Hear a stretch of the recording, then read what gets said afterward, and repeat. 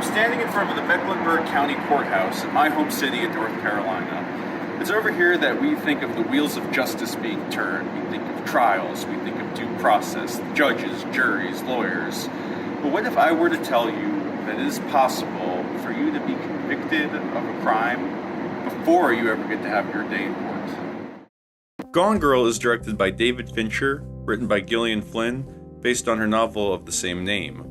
Most filmgoers have at least heard of this movie, but in case you aren't familiar, Ben Affleck plays a man whose wife, played by Rosamund Pike, mysteriously goes missing, and as the police uncover more and more evidence against him, he goes from being a person of interest to a suspect in her disappearance. The plot is like a Lifetime movie, but of course, by a larger scale film studio, much more competently executed.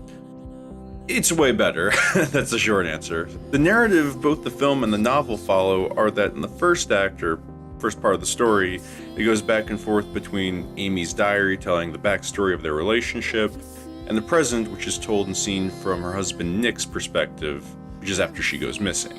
Now, watching the movie and experiencing the story for the first time, not only are the police, the town locals, and the media all convinced that Nick did it, but so are we as an audience. Not just by all the evidence Nick is confronted with, having an out-of-touch marriage, the continuing affair, DNA suggesting homicide, debt and financial troubles. Talk about life insurance. Because in April, you bumped up Amy's life insurance to $1.2 million. Yes, I did. That was her idea. She wanted me to. You filed the paperwork. Because she told me to. Whoa. Hold on. Yeah. Okay. For sure. All right.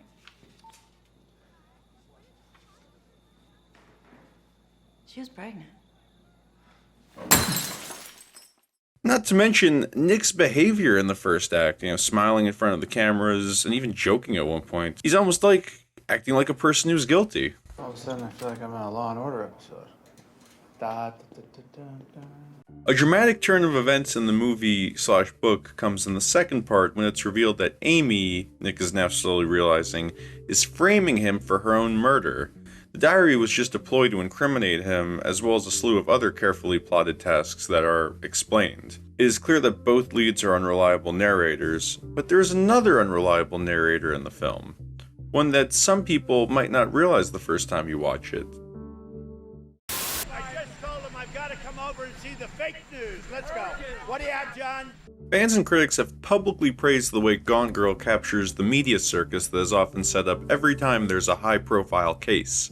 One of the broadcast journalists in the film, Ellen Abbott, was actually based on the real-life Nancy Grace.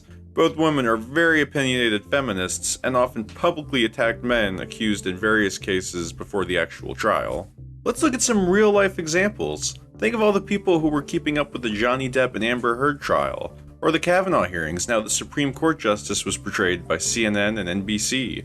And of course the Netflix series Making a Murderer, which took the bias that Stephen Avery was framed by police for a heinous crime. Now whether Amber Heard is an abusive spouse, Brett Kavanaugh a rapist, or Stephen Avery is a murderer is not obviously the point of this video.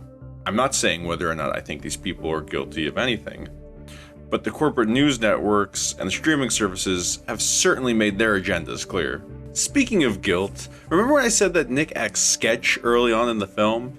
Well, after learning that he didn't actually kill his wife, you realize that he wasn't smiling or joking to be smug, but because he's nervous. You realize that there is no way to act guilty or innocent. But if you were in a similar scenario, how would you react? Because this guy isn't walking around weeping, that doesn't mean that he's not Tanner, hurting. the hallmark of a sociopath is a lack of empathy. But the truth is, you'd have to be a sociopath to behave normally in this situation because it's the most abnormal situation in the world. Tanner. Tyler Perry's character might be one of my favorite parts about this movie, and honestly, I wish there were more scenes with him. I cannot believe I just said that. Told you came to the right guy. After we learn the truth about Nick and Amy, we can rewatch the movie and get almost a different experience from it.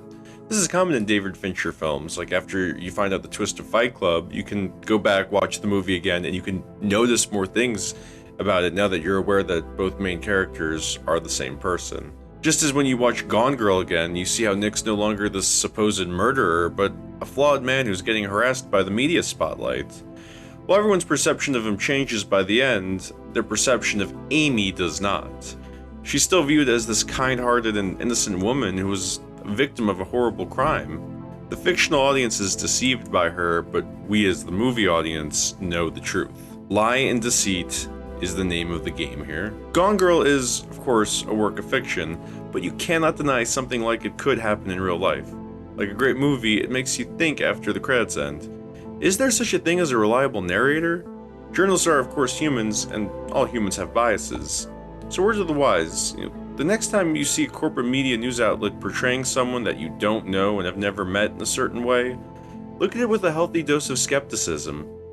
Ask, are they really guilty, or are they just under some bad PR and bad timing? Read between the lies. Hey guys, thank you so much for watching. And let me ask right now, are there any other themes in the movie Gone Girl that you feel like maybe I missed? Is there another David Fincher film that you would like me to do a video for? Let me know in the comments, reach out to me, and thank you so much again. Okay, peace.